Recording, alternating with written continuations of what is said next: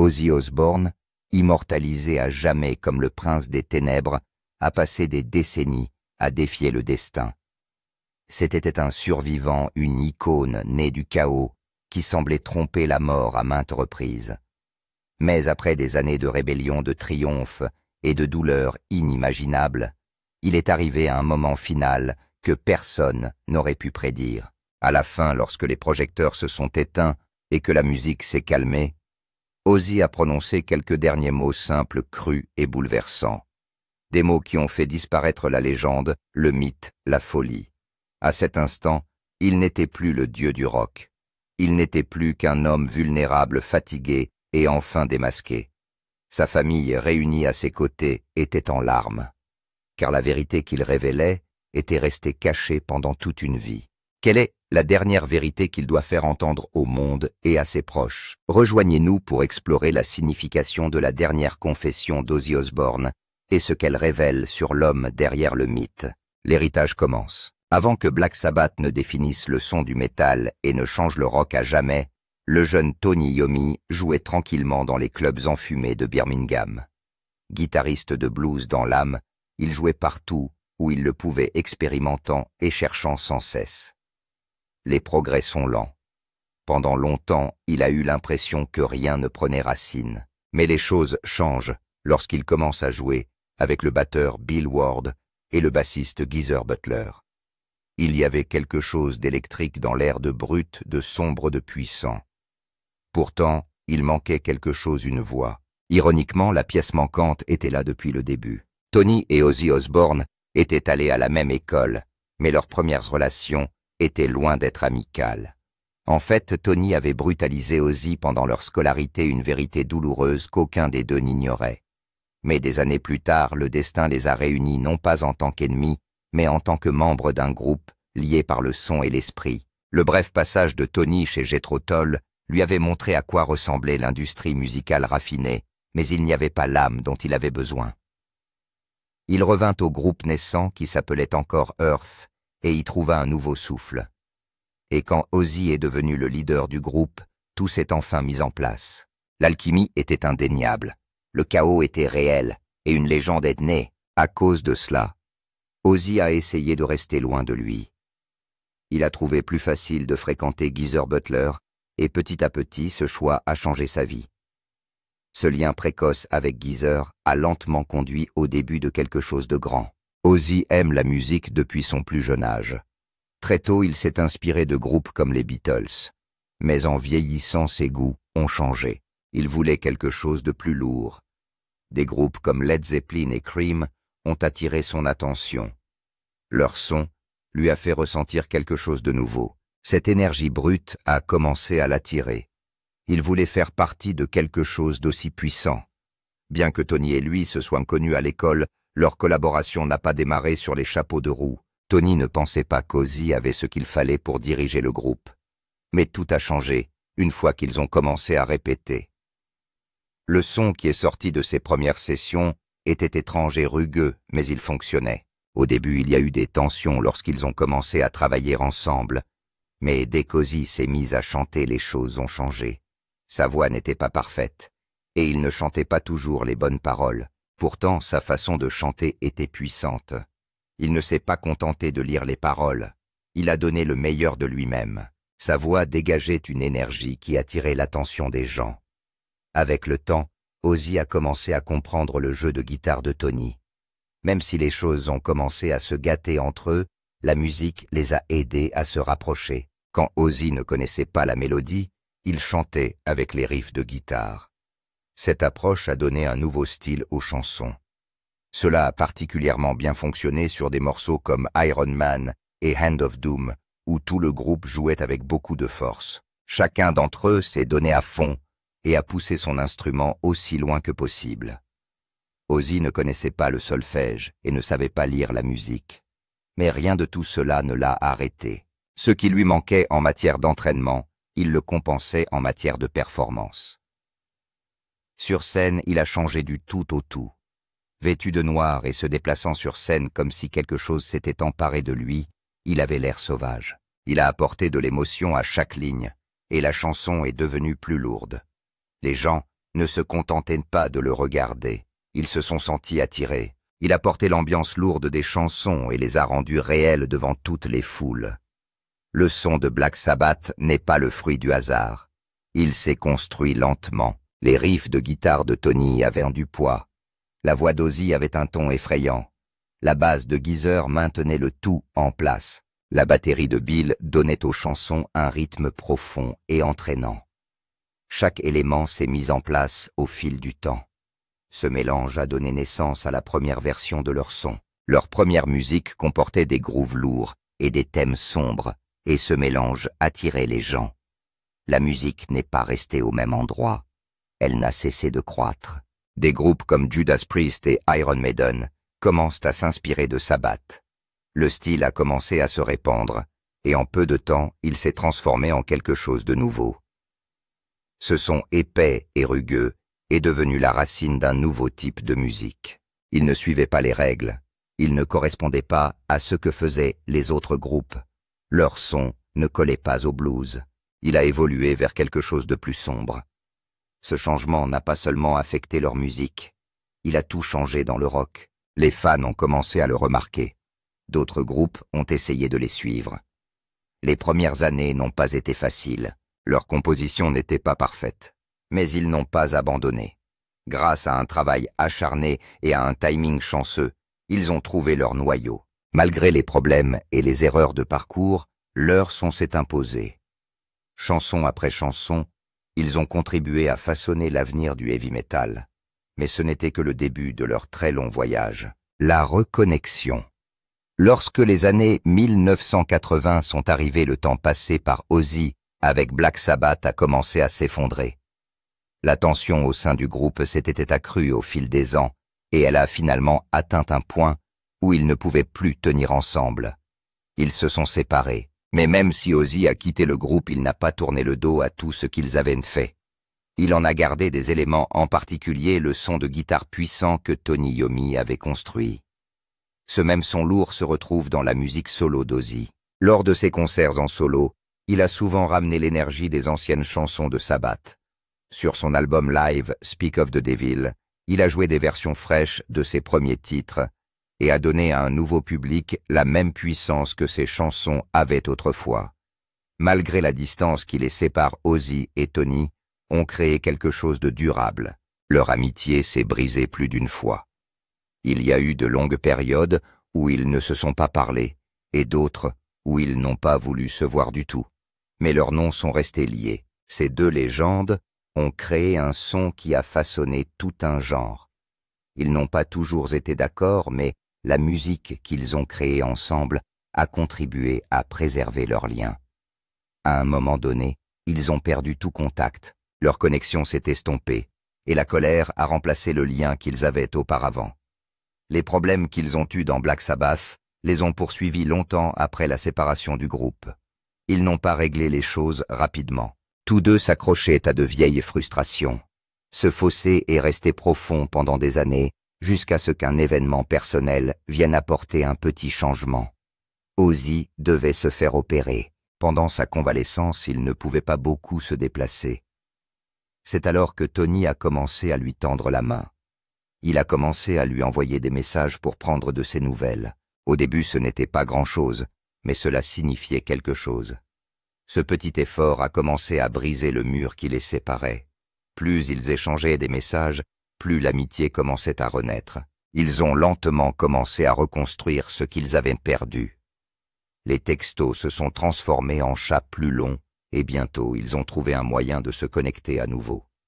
Plus tard, ils sont remontés sur scène ensemble. Lors de la cérémonie de clôture des Jeux du Commonwealth 2022, ils ont interprété Paranoid devant une foule immense.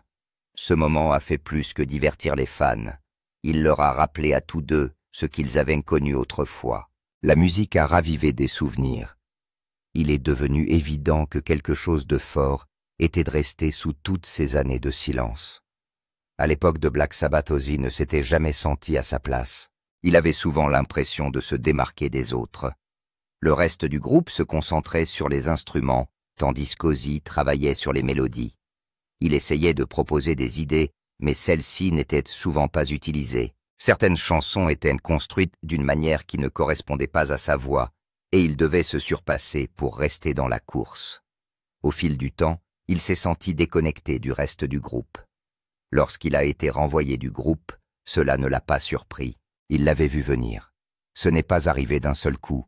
La tension est montée lentement. Il avait l'impression que les autres s'étaient rapprochés les uns des autres, tandis qu'il restait à l'écart. Lorsque le groupe s'est reformé plus tard, ces mêmes sentiments sont revenus. De 1997 jusqu'à leur dernier concert, en 2017, ils ont effectué plusieurs tournées ensemble, mais les choses n'étaient plus les mêmes. Bill Ward ne les a pas rejoints pendant ces dernières années. Il n'a pas participé au dernier album 13 et cette absence a laissé un vide. L'ambiance de ces tournées était décourageante. Il manquait quelque chose. Ozzy ne trouve pas beaucoup de joie dans les spectacles. Au lieu de partager librement sa musique, il avait l'impression de devoir surveiller chacun de ses pas. Les anciens combats semblaient suspendus dans l'air. Rien ne semblait facile.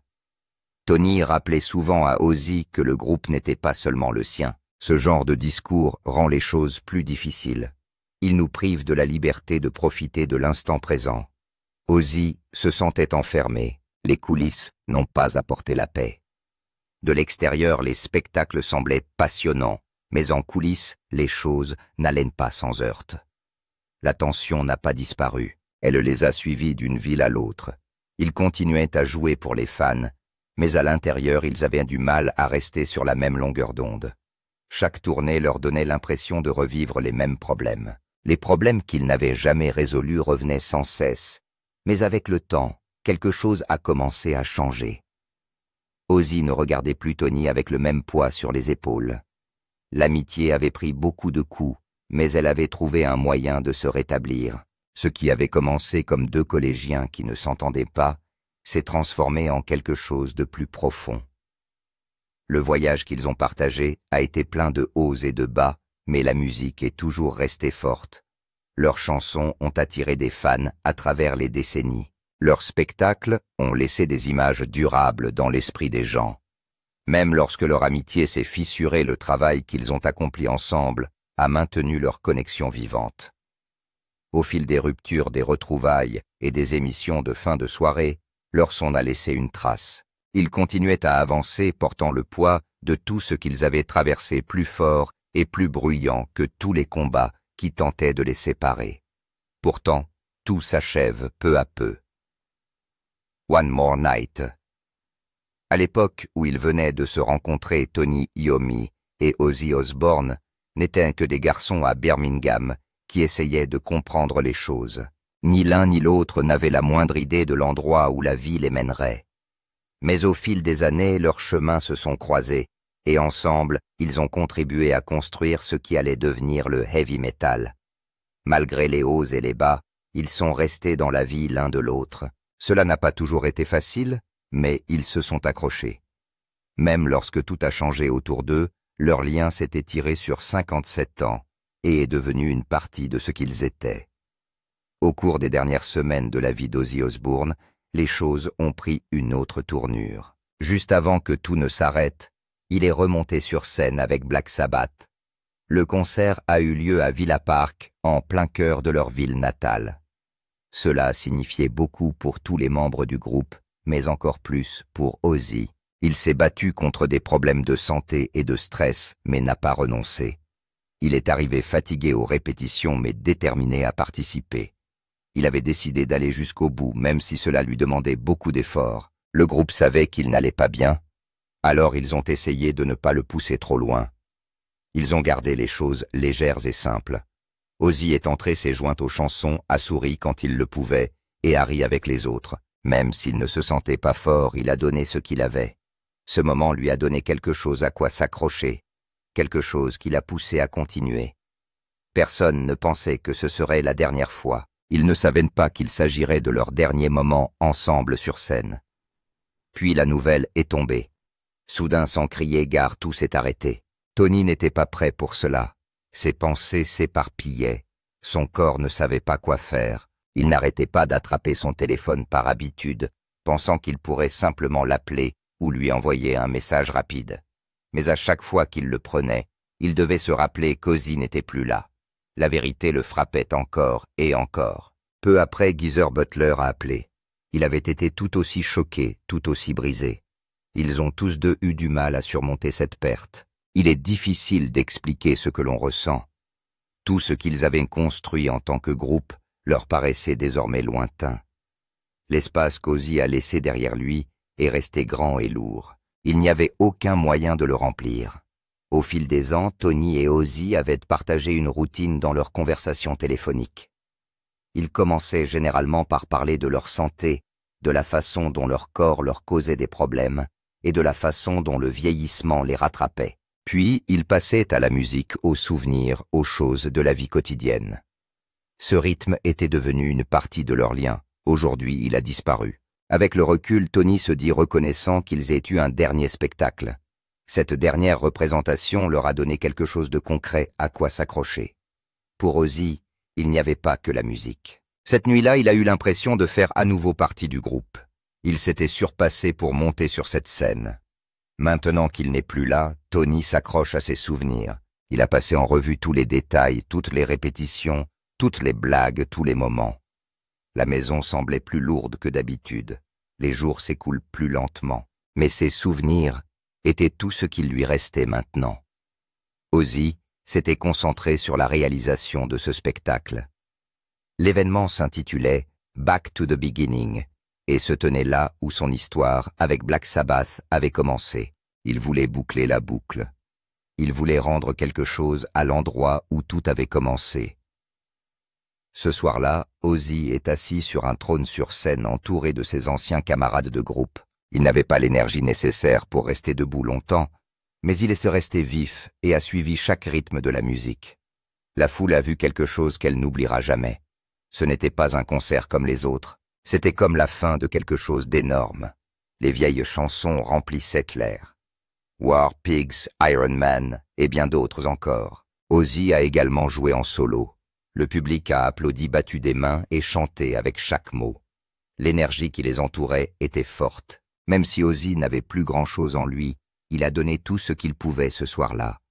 Les semaines précédant le spectacle, Ozzy s'est entraîné dur. Il a essayé de préparer son corps. Chaque répétition lui faisait perdre quelque chose. Ses amis le voyaient. Ils voyaient bien qu'il avait du mal. Il n'avait pas l'air bien, mais il n'a jamais reculé. Il a continué à se montrer. Ils ne l'ont pas fait venir tous les jours. Il venait juste assez pour répéter quelques chansons et passer un peu de temps avec les autres. Après avoir chanté, il s'asseyait, parlait, riait, puis rentrait chez lui pour se reposer. Après le dernier concert, Ozzy a été aidé en coulisses dans un fauteuil roulant. Son corps a atteint ses limites, mais il lui reste une dernière chose à faire avant de partir. Il demande un petit moment à ses amis. Il parle un peu, sourit, et regarde autour de lui les personnes qui sont restées à ses côtés. Son visage exprimait le soulagement comme celui de quelqu'un qui a enfin terminé un long voyage. Le poids qu'il avait porté semblait s'être allégé.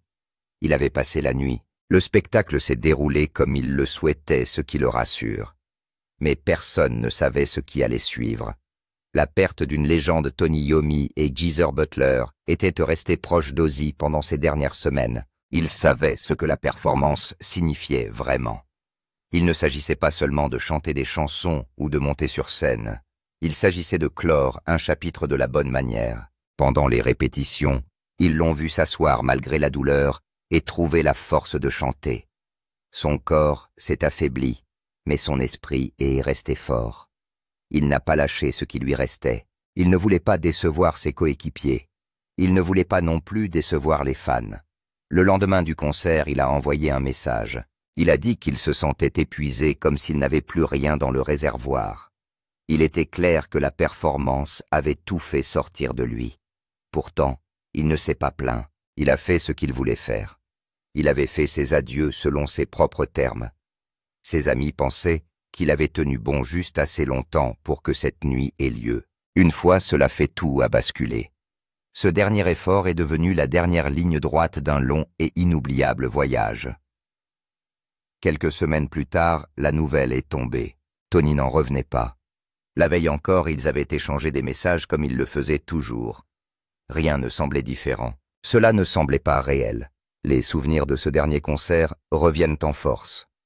Ozzy avait fait en sorte que cela se produise. Il avait choisi d'aller de l'avant. Cette nuit-là s'était transformée en la dernière image qu'il partagerait jamais. Pour Tony, c'était comme si une porte s'était refermée derrière eux. Ce n'était pas seulement un concert, c'était la dernière page de l'histoire du groupe. Il n'était pas prévu de revenir. Il n'y aurait plus de nouvelles musiques, plus de discussions tardives sur le prochain mouvement. Cette nuit-là a marqué la fin de tout ce qu'ils avaient construit ensemble. Pour Ozzy, c'était sa façon de dire au revoir. Et pour tous ceux qui ont suivi leur parcours depuis le début, ce moment a tout réuni. Du chaos initial à la note finale, là où tout a commencé. Après le décès d'Ozzy, Tony s'est mis à penser davantage aux années qu'ils avaient partagées. Des petites salles au stade géant, ils se sont tenus côte à côte. Geezer et Bill Ward ont également fait part de leurs propres réflexions. Bill a parlé des choses qu'ils n'ont pas faites à temps, les appels qu'il n'a jamais passés, les visites qui n'ont jamais eu lieu. Toutes ces occasions manquées sont restées gravées dans sa mémoire. Il a tendu la main à Sharon Osbourne et à ses enfants avec sollicitude. Il a également pensé aux fans qui ont accompagné Ozzy pendant des décennies. Des gens de tous les horizons du monde du spectacle se sont manifestés. Des artistes comme Elton John et Youngblood, des acteurs comme Jason Momoa et des rockers de longue date comme Gene Simmons ont tous fait de la place pour rendre hommage à Ozzy. Sur les réseaux sociaux, les messages n'ont cessé d'affluer. Tout le monde voulait dire quelque chose, ne serait-ce que quelques mots, pour témoigner de son respect et de son amour pour l'homme qui a changé la musique d'une manière aussi forte et durable. De retour à Birmingham, les gens n'ont pas voulu rester chez eux. Ils sont sortis et se sont tenus aux endroits où l'histoire d'Ozzy avait commencé. Certains se sont dirigés vers le Black Sabbath Bridge, tandis que d'autres se sont rassemblés autour de la fresque murale peinte sur Navigation Street. Beaucoup se sont rendus au musée et à la galerie d'art de Birmingham, où un livre de condoléances avait été placé. Les gens font la queue pour laisser leur message. L'un après l'autre, ils sont passés et ont écrit leurs pensées. Le livre s'est rapidement rempli. La ville a alors commencé à discuter de la manière de l'honorer de façon permanente. Certains pensaient qu'il fallait ériger une statue. D'autres pensent qu'il serait préférable d'organiser un événement annuel. Tout le monde était d'accord pour dire qu'il fallait faire quelque chose pour que sa mémoire reste forte. Il ne voulait pas que le temps efface ce qu'il avait signifié. Il voulait quelque chose qui resterait à jamais au cœur de Birmingham. Tony Iommi soutient l'idée d'une statue. Il pensait qu'Ozzy le méritait, mais il estimait également que le groupe tout entier devait être reconnu, puisqu'il était resté uni pendant des années. Ils avaient traversé des luttes, combattu des changements, et étaient restés ensemble assez longtemps pour façonner quelque chose de plus grand qu'eux. Tony était persuadé qu'Ozzy aurait été touché par la réaction des gens, par le fait que les rues se soient remplies et que des étrangers se soient rassemblés pour montrer leur amour. Ozzy a laissé derrière lui une famille qui l'a soutenu en toutes circonstances. Sharon, sa femme, l'a accompagné dans les années difficiles comme dans les bonnes. Leurs enfants, Amy, Kelly et Jack, sont maintenant tous adultes, mais le lien qui les unit à lui ne s'est pas estompé. De son précédent mariage avec Thelma Riley, il avait également eu Jessica et Louis, et il avait aidé à élever Elliot, le fils de cette dernière. Sur 2 générations, sa famille a ressenti son amour et son soutien. Les fans jouaient sa musique à tue-tête en marchant dans les rues. Même s'il n'était plus là en personne, on avait l'impression qu'il n'était pas loin. Sa voix, ses chansons, son style, tout ce qui le concerne est encore présent dans l'air. Sa disparition n'a pas brisé les liens entre les gens. Dans leur douleur, ils ont trouvé du réconfort dans sa mémoire. Tous les coins de Birmingham semblaient lui rendre hommage. Son énergie ne s'était pas éteinte. Elle avait seulement changé de forme, passant des lumières de la scène au cœur et aux rues, et il en serait toujours ainsi. Mais quel genre de personne était-il? De la peur au feu. John Michael Osbourne est né le 3 décembre 1948 dans une maternité de Marston Green. Il grandit dans le quartier d'Aston à Birmingham, entouré de sa famille nombreuse. Il a 3 sœurs aînées, Jean-Iris et Gillian, et 2 frères cadets, Paul et Tony. Ils partagent tous une petite maison de 2 chambres au 14 Lodge Road. C'est là que les gens autour de lui ont commencé à l'appeler Ozzy, un nom qui lui est resté fidèle toute sa vie. À l'école, il est confronté à la dyslexie. La lecture et l'écriture ne sont pas faciles. Son accent façonné par la région de Birmingham lui donne souvent l'impression d'être bizarre. Même si l'école n'est pas son point fort, il trouve toujours le moyen de participer. Il participe aux pièces de théâtre de l'école, ce qui lui permet de s'exprimer. Mais en dehors de la salle de classe, les choses ne sont pas plus faciles. À l'âge de 11 ans, il a été victime d'intimidations qui l'ont profondément marqué. Pendant son adolescence, il est arrivé à un point où il ne voulait plus continuer. Il a tenté de mettre fin à ses jours plus d'une fois, mais tout a commencé à changer lorsqu'il a entendu une chanson des Beatles pour la première fois. Cela s'est produit lorsqu'il avait 14 ans. Le son l'a tout de suite attiré. Ce moment a allumé un feu en lui. Dès lors, il a su ce qu'il voulait. La musique lui a donné une raison de s'accrocher, et il l'a poursuivi de toutes ses forces. Depuis ce jour, il rêvait de devenir une star du rock. Des années plus tard, c'est ce qu'il a fait non sans susciter de vives réactions. Tout au long de sa carrière, Ozzy a dû faire face à de vives critiques de la part de groupes religieux. Selon eux, sa musique véhiculait des messages dangereux pour les jeunes. Certains l'ont même accusé de promouvoir le satanisme. Il a souvent été comparé à l'occultiste Aleister Crowley. Sa chanson de 1980, Mr. Crowley, en 1980, n'a fait que pousser ses idées plus loin. Mais derrière tous ces discours, Ozzy s'accroche à ses convictions personnelles. En 1981, alors qu'il signe un contrat d'enregistrement avec CBS à Los Angeles, Ozzy fait la une des journaux pour une raison totalement inattendue. Il avait prévu de libérer des colombes pendant la réunion en symbole de paix. Mais les choses ne se sont pas passées comme il l'espérait. Sous l'influence de l'alcool, il a ramassé une colombe et lui a arraché la tête devant la salle. Puis il l'a recrachée. Du sang a coulé le long de ses lèvres, choquant tout le monde. La sécurité a tenté de le faire sortir du bâtiment, mais avant qu'il n'y parvienne, il a attrapé une deuxième colombe et a fait la même chose. Cet incident est resté gravé dans sa mémoire. On en a parlé pendant des années, et il est devenu l'un des aspects les plus extravagants de son image. Peu de temps après, en 1982, un événement encore plus étrange s'est produit. Lors d'un concert à Des Moines dans l'Iowa, un spectateur lance une chauve-souris sur la scène. Ozzy, pensant qu'il s'agissait d'un faux accessoire, l'a ramassé et lui a arraché la tête, assis à côté de son infamie. J'ai regardé. Il a manifestement jeté une chauve-souris inconsciente sur la scène et a cru qu'il s'agissait d'un rat. Mais cette fois-ci, c'était bien réel. La chauve-souris l'a mordu à son tour et il a dû se faire vacciner contre la rage. C'est devenu une autre partie de son histoire, à l'occasion du 37e anniversaire de l'incident en 2019. Ozzy a sorti une batte jouet dont la tête pouvait être retirée. Elle s'est rapidement vendue sur sa boutique en ligne. La tragédie a frappé en 1983 lorsqu'un adolescent canadien nommé James Jollymore a pris la vie d'une femme et de ses 2 fils après avoir écouté la chanson Bark at the Moon. Un ami a par la suite affirmé que Jollymore se sentait étrange lorsqu'il entendait le morceau. Il a dit que la veille du Nouvel An, quelque chose avait changé en lui et qu'il était passé à l'acte de manière violente. L'année suivante, en 1984, un autre cas déchirant s'est produit. Un adolescent californien, John McCollum, s'est donné la mort en écoutant une chanson d'Ozzy. La chanson avait été écrite pour mettre en garde contre les dangers de l'abus d'alcool. Mais les parents de John McCollum pensaient qu'elle avait poussé leur fils vers sa fin tragique. Il souffrait de dépression clinique et sa famille a intenté un procès à Ozzy et à CBS, affirmant que les paroles avaient influencé leur fils. Le tribunal n'est pas d'accord et donne raison à Ozzy.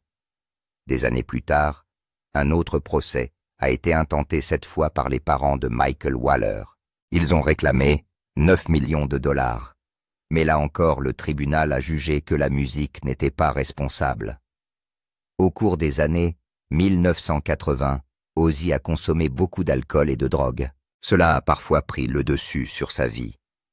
L'un des moments les plus sombres de cette période est celui où il a admis avoir mis fin à la vie de Dixette de ses chats de compagnie, lors d'une crise de toxicomanie.